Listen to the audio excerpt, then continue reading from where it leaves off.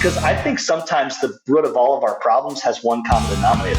It looks you in the face. It's looking you in the mirror. It's you. If you're everywhere you're going, the same problems are following you. You're the common denominator, right? Now it's like, is this me? Is this just me? So when I kind of was able to audit that and understand that it wasn't, and it kind of led me to that place, Matt, where I was, why did I do this? Why did I actually do this in the first place? Which I said, and this will kind of tie into what I mentioned with my dad. One of them was like, I thought I'd make a lot of money, which I think you can if you stick with it. And then the other one was, I think I became an engineer because it made my dad happy. And that brings me to the lowest of the low points, is when I made the jump away from engineering into the entrepreneurial world of real estate. My dad completely and verbally rejected it. The cool part was, like, I got back to it. I had a chip on my shoulder now, Matt, as you can imagine. I had something to prove to myself. I had something to prove to him. That's a lot of motivation. And I used it.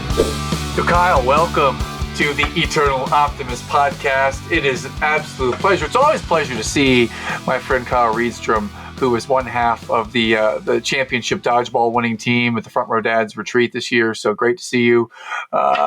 Just reflect for a moment here. What did that mean to you to finally take home the number one trophy as the champion at the Front Row Dads retreat? What did that mean to you? I tell you what, it's been a long time coming, Matt. Yes, it has. And I've had many sleepless nights because of the icebreaker activity, sweat activity at the Front Row Dads retreats. For those that don't know, we got to get the competitive juices flowing. I've been blessed with a partner named Matt Drinkon in many of the competitions. And we've come up just a hair short. We've taken second place in a couple of them, but this year in Park City, Utah, history was made by our dodgeball team. And it was a sweep, my friend. That was a straight up conquer and take home the hardware. So that's a highlight, man. That's just a nice Q2 highlight for me. Definitely a highlight, and I'd love to bring that up anytime we can when I see you. And let's get straight into the hard-hitting question. Kyle, what's the hardest thing that you're willing to share with us that you've had to endure or overcome in your life so far? I want to go to a place of transition for me. And I want, and this answer from me would come around a relationship with my father during this time. And I think that's why there was a lot of depth to the hardship. And one thing that I've learned about these hard moments, Matt, that I think is interesting, that I want to speak to the crowd even of, I have been the dude that plays imposter syndrome, thinking my traumas or my hardships are less than others. But in my world, in my perspective, they hit with the same blow. I felt a lot of the same ways that people have described various different types of hardships. So one of my encouragements that I would say is, any hardship for you is a hardship. There's not a definition, there's not a volume, there's not a magnitude of this. And for me, there's some very scary things in the world. There's some very nasty things that can happen and put people in hardship. But for me, this felt this was a large weight. And what I'm getting to is, I was in a place in my early career. So if you can put yourself, graduated college, engineering student, got a job as an engineer, and maybe some people can align with this. Very frustrated in my entry level job. Like I'm sitting here saying, "What? I just got done with. There's got to be more to life than this." Sitting, in an engineering world, I was sitting in front of a computer, and you got to pay your dues here, Matt. Too. Like, come on, this kid can't be at the top of the totem pole here, at the beginning of his career. But man, the thing is, Matt, I looked around. In a lot of the people that I was surrounded by were not what I would consider happy. They were not considered. They were not joyful, in a sense, and that matters, Matt. When you're around, you can tell the energy of your environment, and that was like a big aha. I'm like, wait, these people don't like what they do. I don't think this is where I'm going to be. I don't think this is the people that I want to become. And so that led to a lot of frustration. Like you spend time getting educated, you spend time going, and then I'll taking the test to become an engineer and license all that, and all of a sudden you're like, wait, I'm not going Yeah. to do this. Yeah, Yeah. I need to pivot. I need to talk. I need to talk about, I need to pivot around. So I'm feeling tough about this. You don't know you don't know who to talk to, right? You don't know. Yeah. But you're kind of starting to feel things out. And what was awesome, and what I would tell anybody in that place, maybe you found yourself in a career, a path where you're spending a lot of your time in the week and you're not super pumped about what you're doing. It was a great place for me to start to get curious. And I There started you go. reading books for the first time, Matt. Like I picked up a Mm-hmm. book that wasn't an engineering textbook. And it was awesome. It helped me learn what other people are doing in the world, that there's a bigger world out there, right? But anyway, this all led to what was a big transition for me. I read the book Rich Dad Poor Dad. Anybody curious about money or real estate? That's been a big aha book for a lot of people. That book, I read it on a Sunday afternoon, sat on a couch. I remember the sun coming through the window, and I was just like, I don't even like to read, but I can't stop. Page after page after page. Yeah. Taking notes, aha moments, right? Yeah. And I said to myself, I wrote down, I have these journals. I was right, and that's the other thing. I journal a lot during this time when I was frustrated. There's a quote that says, during the decisions and the actions you take in the valley determine how high your peak goes. So if you're in the valley right now, or when I'm thinking myself in this valley, I knew that I was frustrated, but I knew I had an opportunity to make calculated decisions and make a plan. And so that became real estate. That became investing, and became understanding money education. Um, and it was an Mm-hmm. amazing new world to explore. Yes.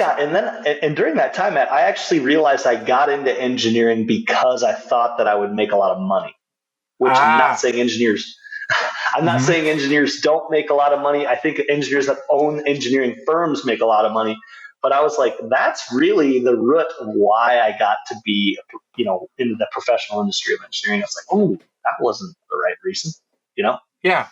Yeah, well, so you started off in the early career, and you were incredibly frustrated to be in an environment where it maybe is a little bit different than you thought, but most importantly, the people around you just weren't happy or joyful in what they were doing, Mm-hmm. and take us back to that. When you realized that, when you got out of college, graduated, you're an engineer now, and you're in this role, how long did it take you to realize that I need to get curious and then read Rich Dad Poor Dad? Like, what's the time length before Mm-hmm. you came to that realization, did that, and got curious?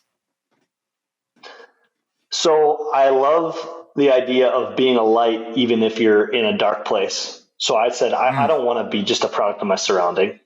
mm, So I started to make relationships, Matt. That's what we can do. And I started to ask. And when other people said they were just as frustrated as me, and I figured out I wasn't alone, I was like, okay, there's something here. It's not just me, right?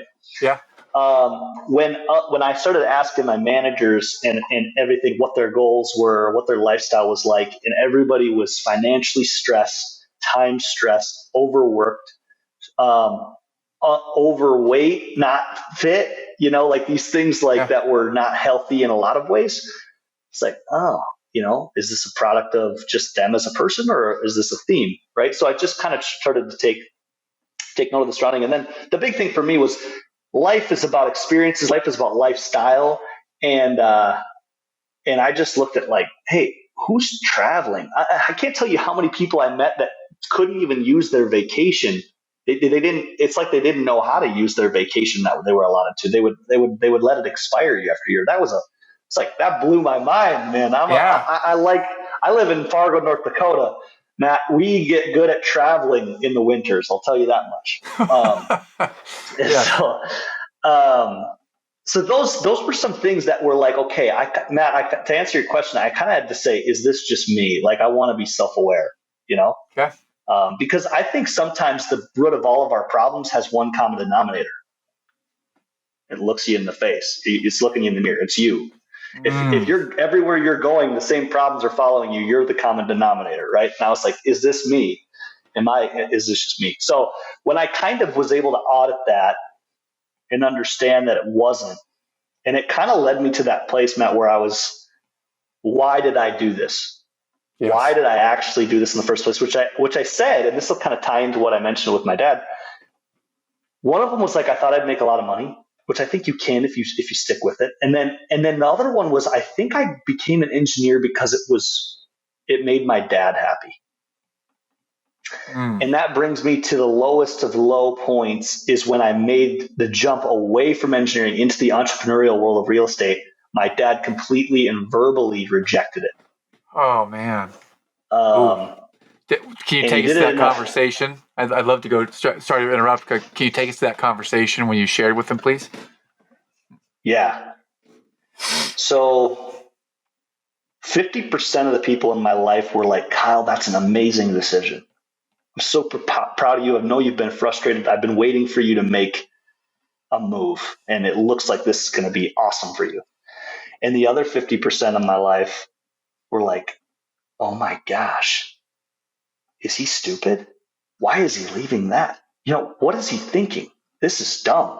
This is, and when you're in that fragile state of like taking a risk like that, it's hard. The critics are hard. They're louder.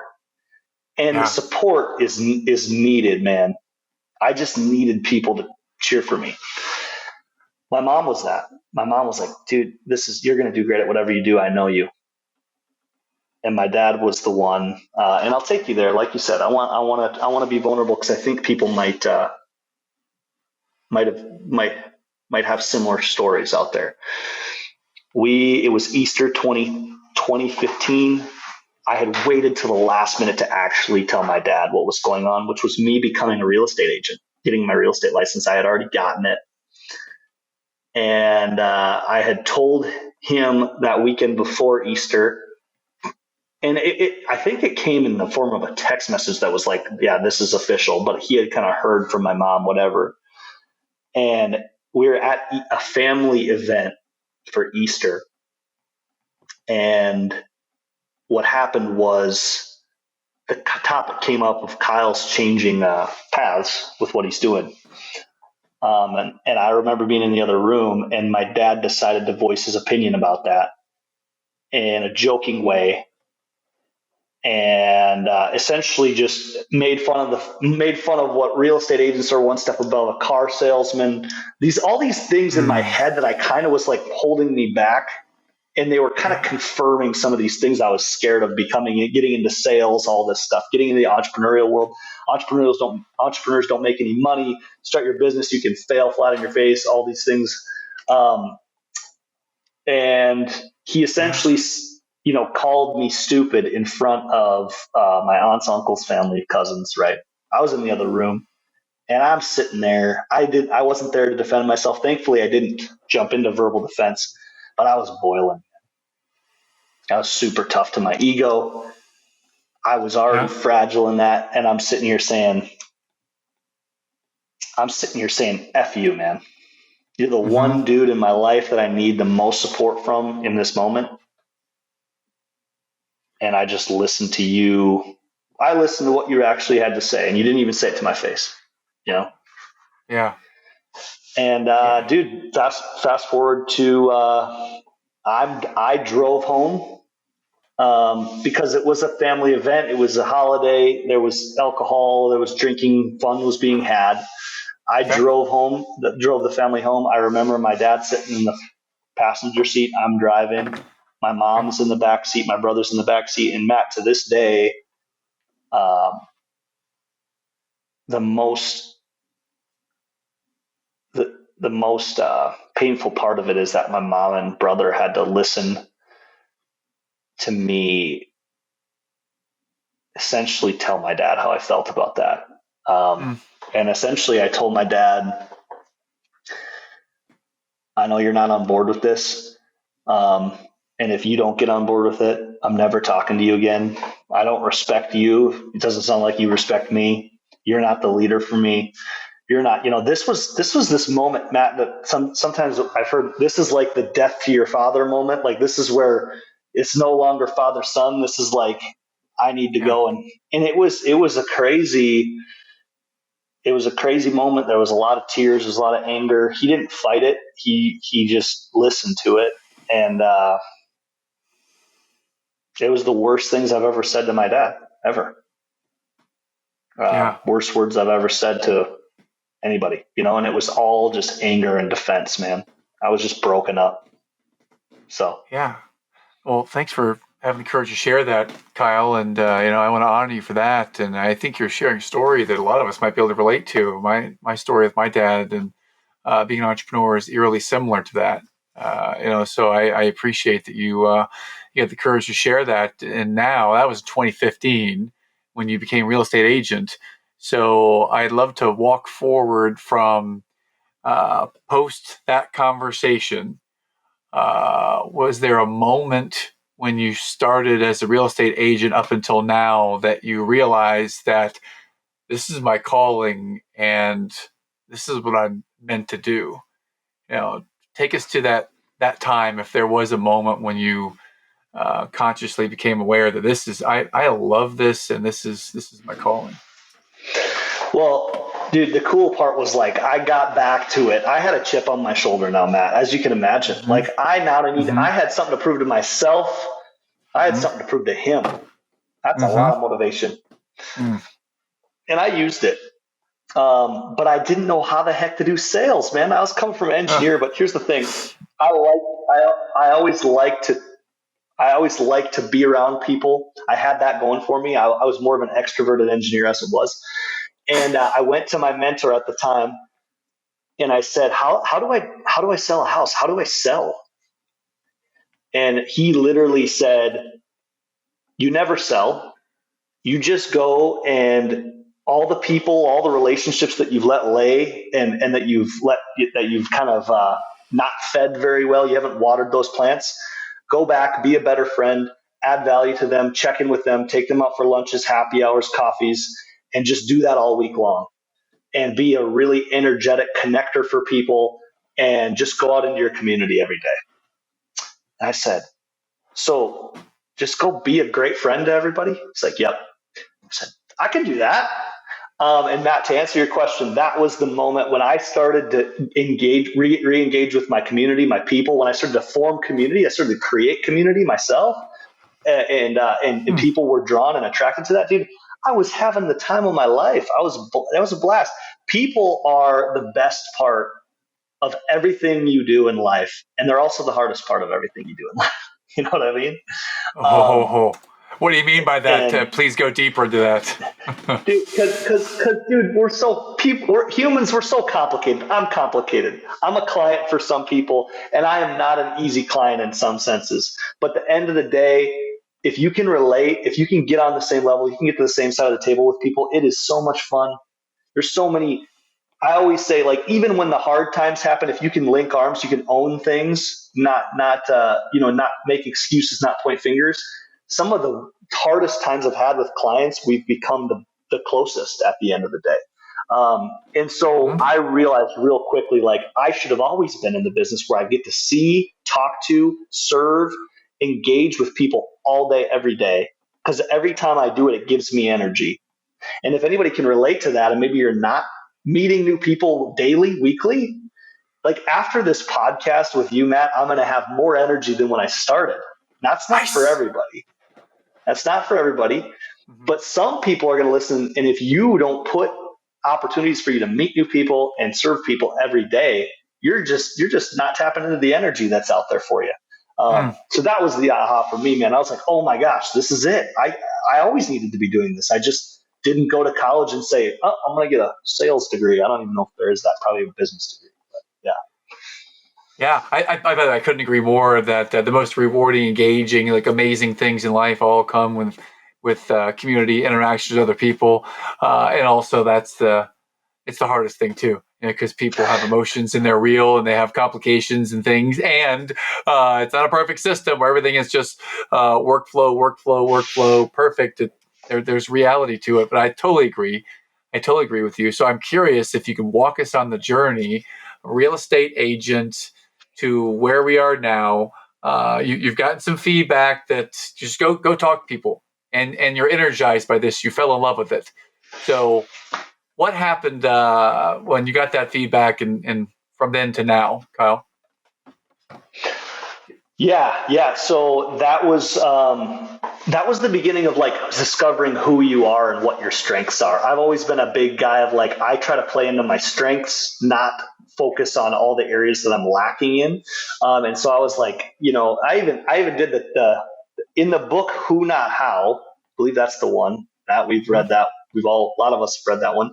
There's like an exercise where you're actually supposed to reach out to like 10 people and ask about your unique ability that and I actually wrote that email and sent it out to 10 people. There's exercises like this, but like in the sales world, in the people world, you get inundated with like personality tests and the exercises like this. And I always love them. I think so anything you can do to learn more about how you tick, how you are created, what your DNA is, and you can play into that. That's it. That's where that's a start of a lot of discovery. And so for me, like a lot of people came back, like one of the best forms of feedback was somebody said, communication is your unique ability. And they went through all these different ways that I communicate, like online, in person, how you work, like just verbal like English and language skills, vocabulary, whatever it is. I was like, wow, that was amazing feedback. And so some of this was like, okay, I'm getting validated in this. I'm feeling the momentum. And then there's a whole technical aspect to anything you're going to do. You need to know what's your set.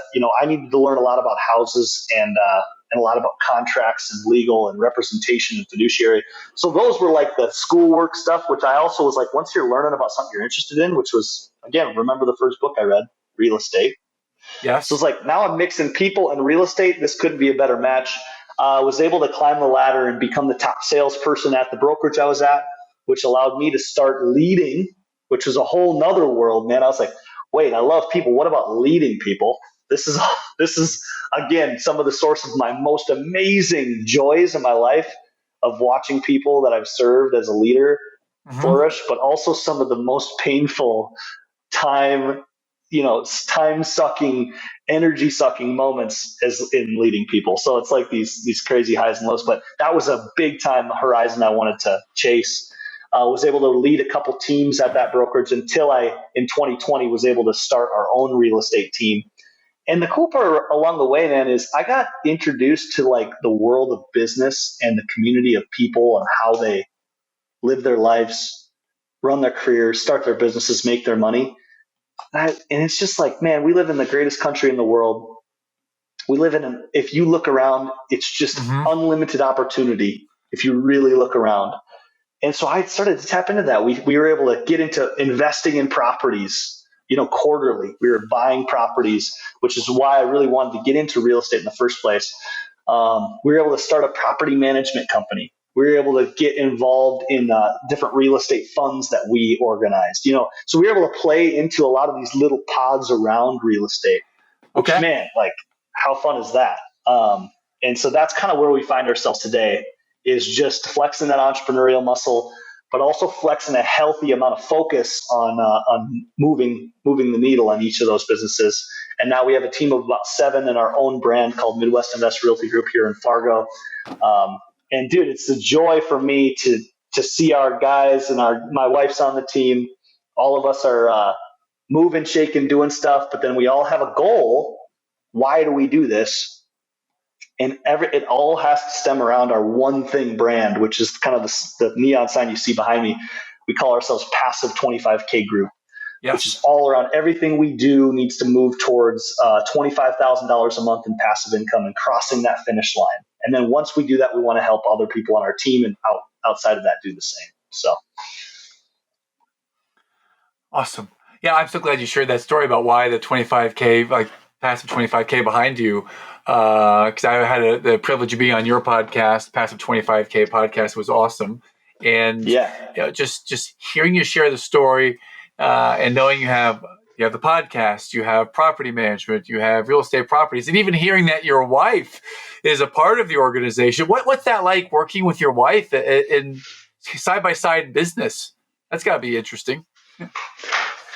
Yeah. Okay. So this is a whole nother podcast episode, but I do want to touch on this because it's super cool. And I really think I remember the advice that I got, Matt. And I had, it was a person that was like an implementer for what we call Entrepreneurial Operating System Traction, the EOS.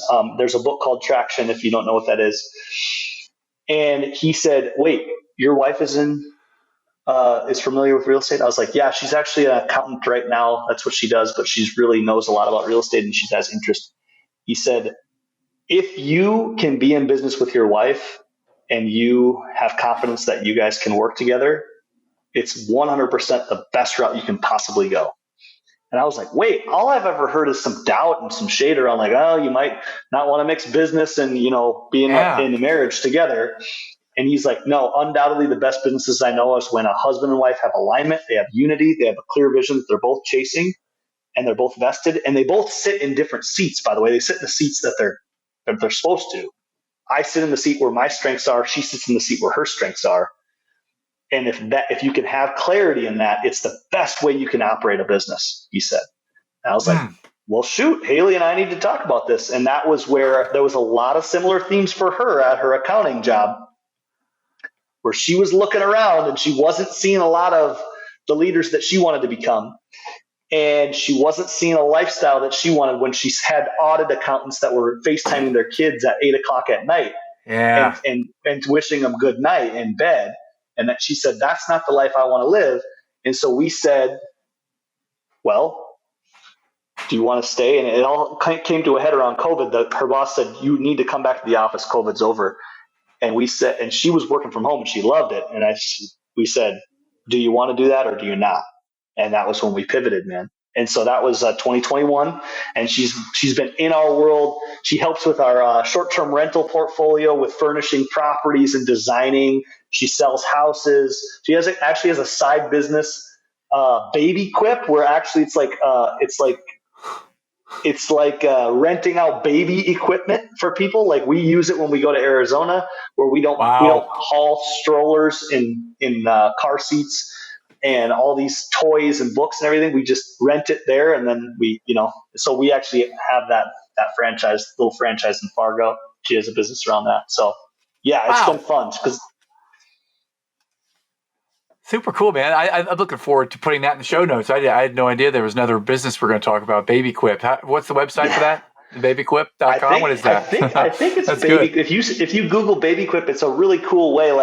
It's a really cool solve to a problem, right? With us that have kids and we're traveling with stuff, man. I don't want to haul a four pack and plays. You know what I mean? Oh, that's incredibly challenging to do. Yeah, for sure. The pack and play. Oh, you're in that stage. You're still there, man. I feel for you, brother. The pack and play stage. There's one of them. Yes, that was just sweet. Had a daughter come and kiss me on the shoulder. Got home from school. That was very nice. I wanted to go back and explore something for a second because you said that Haley, she was at a work spot where she was seeing something similar to what you were seeing. The leaders were modeling. I'm burning the candle at both ends. I'm working all the time. Maybe not in the happiest or joyful place. And can you speak to how important it is for us as leaders to model for our people this happiness or joy or work-life harmony? I mean, how important is it to model these qualities and traits? Man, I think it's first important to be authentic. I think there's two categories, Matt. I think there's people that do work and hate it, and there's people that have a why behind why they're what they're actually doing. And so if you're a leader and you're not, and you can look yourself in the mirror and say, I don't actually hate what I do every day. Because if you say that, then it's just like, okay, you're a cancer to your surrounding. Then, everybody can feel that. Everybody can feel that you hate what you do every day. Mm-hmm. Whether you can put on the fakest smile in the world, but there's chatter that happens in the background of your head that there's ways that bleeds through. But if you look yourself in the mirror and say, I actually have a why behind what I do every day, I think you have a responsibility to share that with your people. I actually did it for my team out of the pain of I want you guys to know exactly why I'm doing it. When I hired every person on our team, the way I started the interview was I drew on the whiteboard and I said, this is exactly what we have going on. This is why we're doing it. We decided to put a number to it. Everything we do is trying to get across the finish line of 25,000. And the reason I'm hiring you is to help us do that better. And the hope is that if you can create a career here and you can help us do this, that we can help do something along the lines, help you solve your goals that you're chasing. And I truly believe when two people can better achieve both their individual goals by being in proximity and together, that's when work is like, dude, let's go. This is why this is business. But when one of my team members is trying to achieve his goals, and it's all about his goals, and he thinks that I'm only out for me, and I don't really care about him achieving his goals, then we're just waiting for the time bomb to blow up, right? And so the biggest, like I said, I literally told everybody why.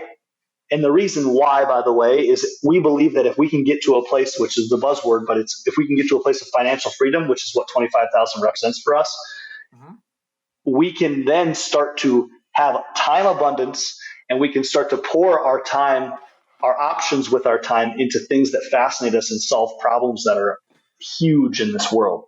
And so that's why we want to do it all. That's the only thing worth doing. I think I've met people that have time abundance, and the quality of their relationships, the quality of their fitness, the quality of their life makes it a place where I think everybody needs to chase this goal, because it's a huge bleeding impact into our entire world is what they're impacting.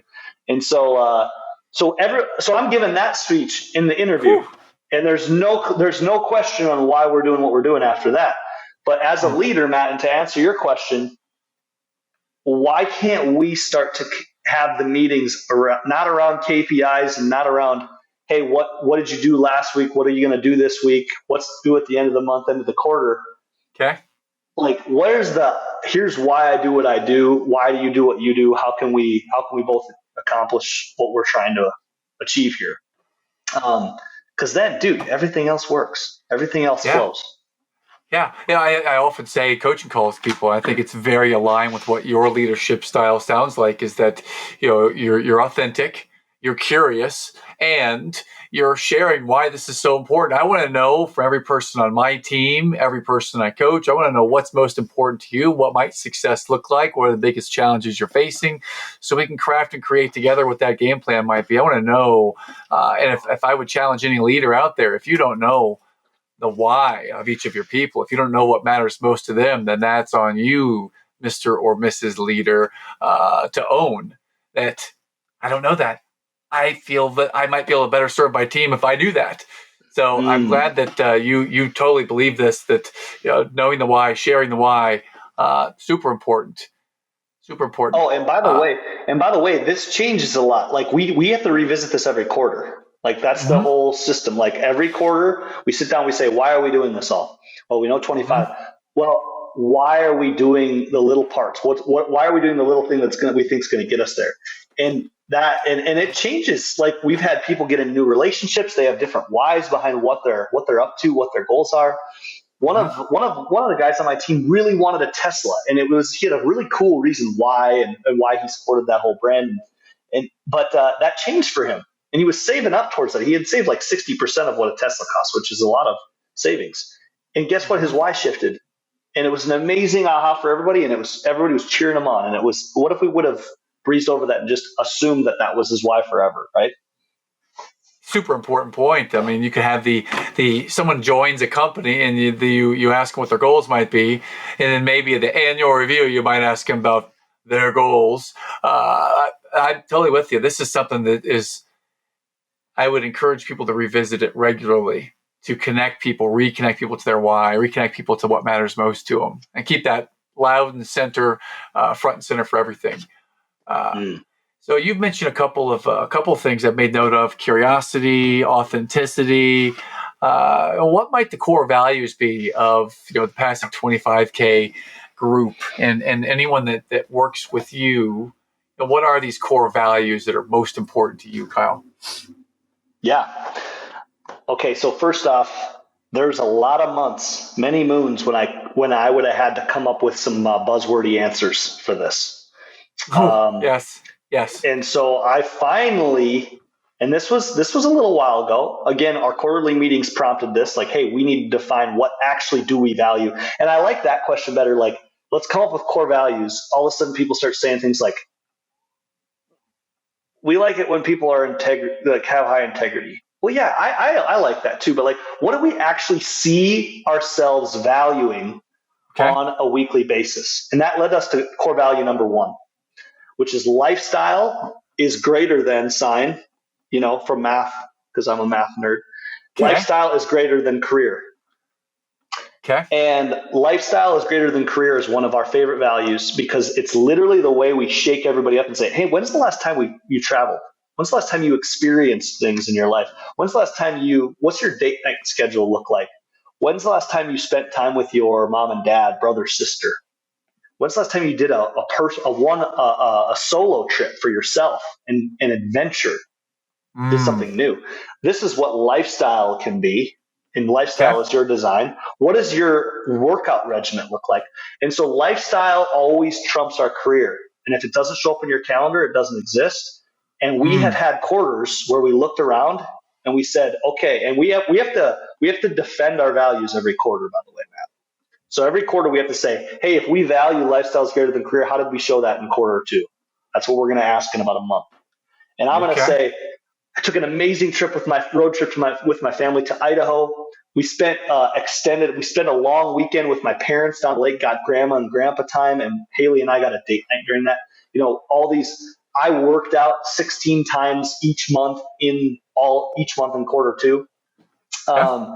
All of these things in lifestyle, I can sit here and defend how I valued lifestyle over my career. And everybody has to Nice. do that. And if anybody doesn't, we call them out and they have to make a game plan. Otherwise, we got to chop that value because we're not actually showing that we value it. So that's number one. That's number one. Awesome. Number two is 90-day world. That's our second value because we Okay. saw ourselves changing everything we do into 90-day increments. We don't even talk about 2023 anymore. We don't even talk about, we do have one exercise where we set a 3-year like hard charge. So we have a 3-year vision. Okay. And at the annual meeting, we kind of compile our quarterly visions into one annual goal. So there is that, but we don't talk about that. We talk about our 90-day goal. And Okay. so even in life, this is important, Matt. Like when it comes to travel schedule, when it comes to your own rhythms, if I don't travel once a quarter and and it can be small, it can be walking into the woods for an afternoon. If I don't do something like that, I feel it. So everybody operates on a 90-day world, and everybody we're kind of like understanding how can this be a good reset for us? How can we kind of give ourselves refreshment, new Mm-hmm. mindset every 90 days? So that's a Okay. huge thing we value. And the last value is kind of tactical. It's 4 words: save, comma, invest, comma, track, freedom, because we believe that's the cycle that we run, and that's the cycle we want to help our clients run. That's the cycle we want to help everybody run. Is you got to learn how to save money and be a good steward of your resources. I Mm-hmm. think we have a call in our lives to multiply the resources that we have, not just use them or just barely get by with them. Plus, we have a multiplication effect. And then we have an obligation to know our numbers. We have an obligation to track what we're doing so we can have self-awareness around those. And then we can just repeat. And eventually we find ourselves in a place where we have options, which is freedom. And so that's our last value. And that's the one thing that everybody that's hired kind of has a plan for themselves to save, invest, track, and then get to their freedom number. So Wow. Wow. And I realized that before I asked you that question, I didn't make it safe. And if you don't have something written down out there, dear listener, around what your core values or your mantras might be, there's no shame in that at all. I would assume most people probably don't have exact crystal clear clarity on that. What Kyle just did is share that he didn't have that for some time, and now he has worked on it and works on asking questions about what it might look like when he's living those, or as people are living those values. So thank you for sharing what yours might be, or now. I wonder how they evolve over time. When you get yeah, to the 25K for all the people in your company, and then the influence spreads, because I've seen it spreading. since I met you, a year and a half Yeah. ago. And it's been pretty cool. So, Dude, and that's a great point, Matt. You made an amazing point there. We started with 5, and we mhm. actually had to come in to the point, and none of them were the 3 that I just mentioned. There were 5 different ones. So we had Mhm. many iterations of getting to a quarterly meeting and be like, I don't know. Like, one of ours was proactive. I still love that. Like, I want everybody on our team. I want everybody in life to be proactive in life, but we just Yeah. couldn't find really great examples of, like, I was really proactive. Like, we're kind of pulling out of our back pocket with it, and kind of making stuff up. So it's like we didn't love that as a really staple thing we value. We think it's a good thing. I think that's the difference. I think it's good, and it's good to practice, and it's good to talk about, use the word, but is it truly something we're showing value to? Yeah. Yes. Yes. Well, so let's say I'm a listener. I've been hearing you, maybe even I see you on the YouTube channel. I love your energy. I love the core values. It just, you feel very congruent with someone that, I'd like to know more about, or maybe even do business with you. Well, talk to us about how someone from our audience might reach out to you and connect with you, Kyle. And then, from there, why would they reach out and connect to you? What might you be able to do with them and serve them in this part of this community you're building? So yeah, our community it's people. We were looking for the community we wanted to be a part of, and we really couldn't find one that was hitting it on the head. So that's when we kind of Mm-hmm. created our own. And Past the 25K group is literally stated. I've kind of mentioned that we have a community we built behind that called Passive Income University. And Mm-hmm. and that kind of ties into our Passive 25K podcast with Kyle Reedstrom, which I would say, as a next step for anybody curious, this podcast has been a passion project for me, because I just wanted to source as many ways people are constructing their vision, and bring them all into one place, which is what our podcast is. Mm-hmm. So I have interviewed people that are doing vending machines, people doing storage units, people doing rental property, people doing e-commerce, people renting out their cars, people renting out their RVs, people doing in the stock market. All these different ways people are creating their revenue streams. Because one of the quotes that I love is, the riskiest move you can have is a single source of income. A table with one Mm-hmm. leg is going to fall over. And so for people to find other little ways to create their uh, their revenue streams in there, because our 25 is 5 streams of 5,000. That's how we broke that down. And before we did that, we had to have 3 streams of 500 a month. Right? We're reverse engineering this. And so what I like to do, that podcast is an amazing place to go. Find us any platform. We actually video it as well, so we're on YouTube. Um, and I think you'll find value in some of the topic matter.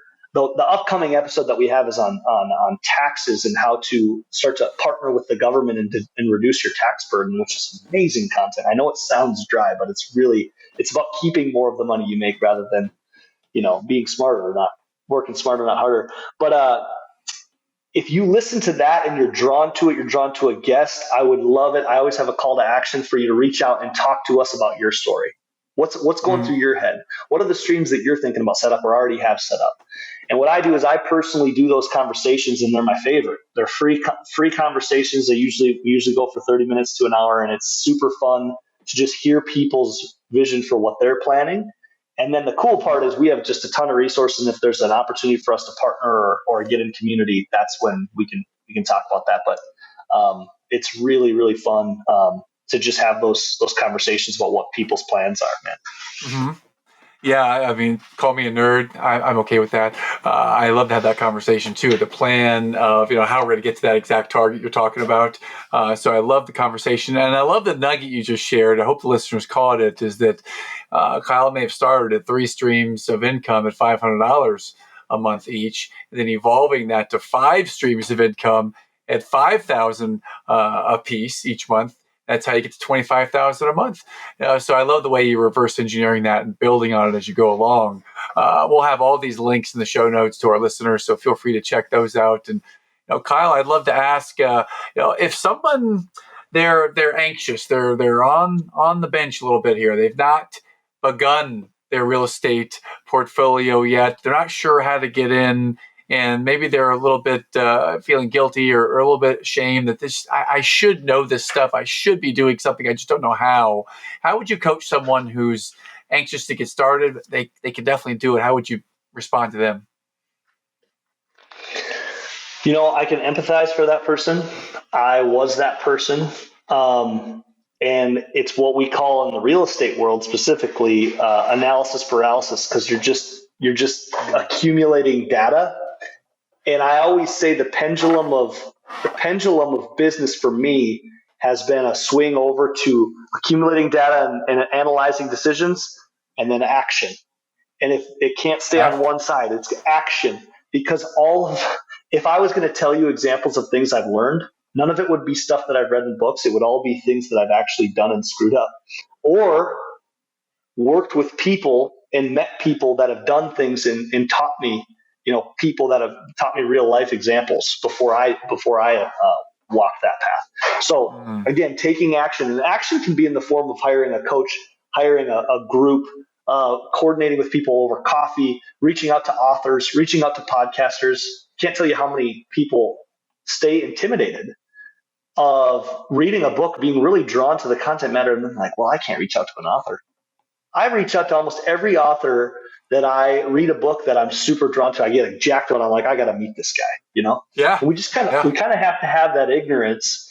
And that's what I would encourage you to do.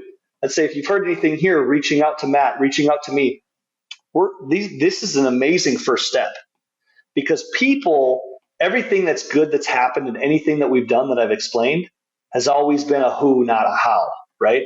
And so it's always been I've found somebody that had an amazing dads group that was called Front Row Dads, and I was like, I gotta check this out, and it's completely radically changed the way I am in my marriage, as a father, in my health, and it's all because of the person that I had a conversation with about it, right? It's not because I read it and it's like, this is a good idea to join this group.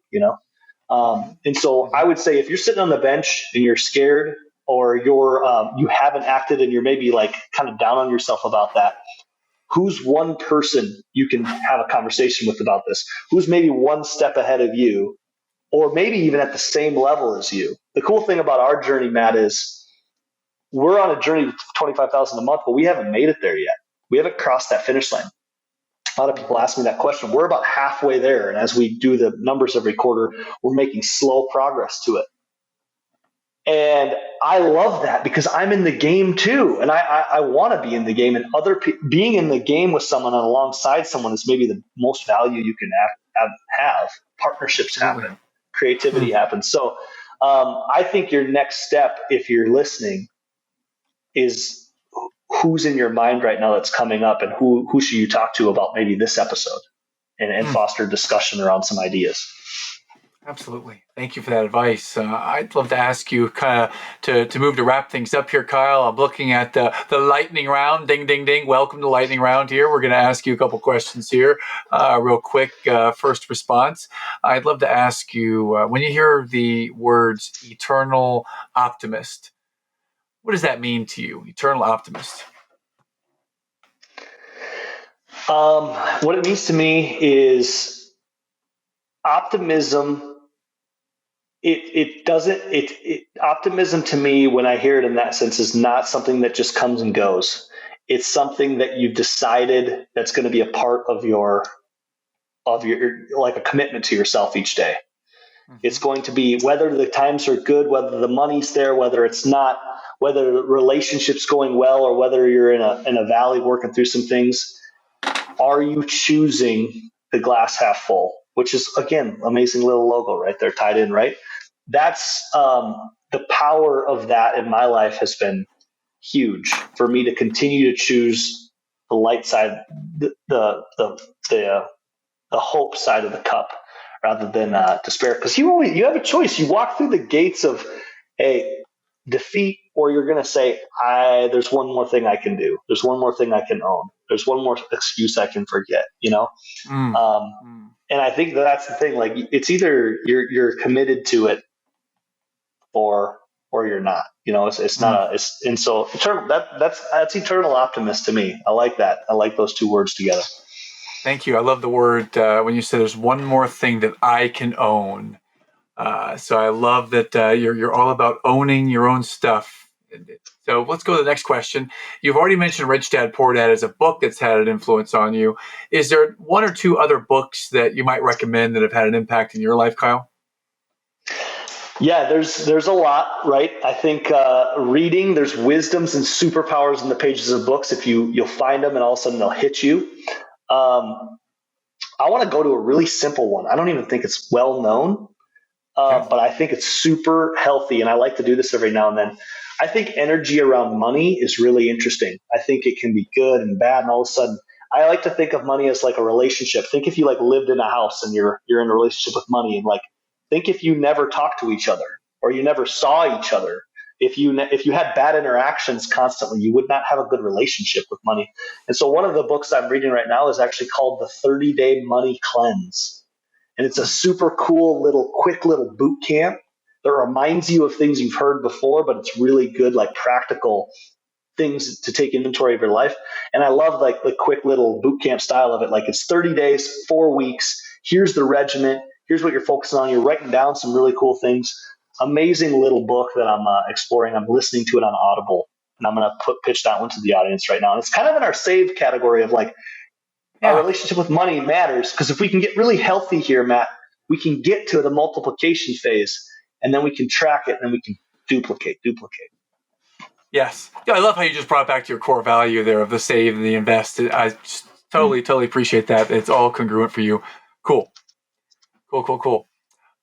So Kyle, let's conclude. And I didn't precede this with you, so I don't know what you might say now. But we started with a challenge, and that challenge was, the relationship with your father was strained when you made this move to real estate. And I'm curious if it's the right question. Where might that relationship be nowadays, if I can ask? Super glad you brought that up, because I kind of left it there, right? And I'm happy to say, in retrospect, my dad needed to see. He was riddled with fear about my entrepreneurial journey, because all he wanted for his son was safety. Because what do we want as parents for our kids, Matt? Like, dude, I just want my kids to be healthy and safe and happy. Dude, Yeah. Yeah. for him, a person who's been a lawyer for much of his life, risk equaled entrepreneurship. That was not stable. That was not stable for him, and it did not feed his being. And it meant that I was going to fail. It meant that I might not be safe. It meant that he didn't want to see me feel pain. And when I got to the empathizing and understanding where he might be looking at this, Mm-hmm. like many times, I had a lot of empathy for him. I said, he was just scared. He was terrified. He didn't know how to get rid of some of these emotions of fear. And they came out in the worst way, which is sometimes what happens when we're scared. Things come out of your mouth. You say things, you do things, that you behave in a way that's not the way that you'd normally behave.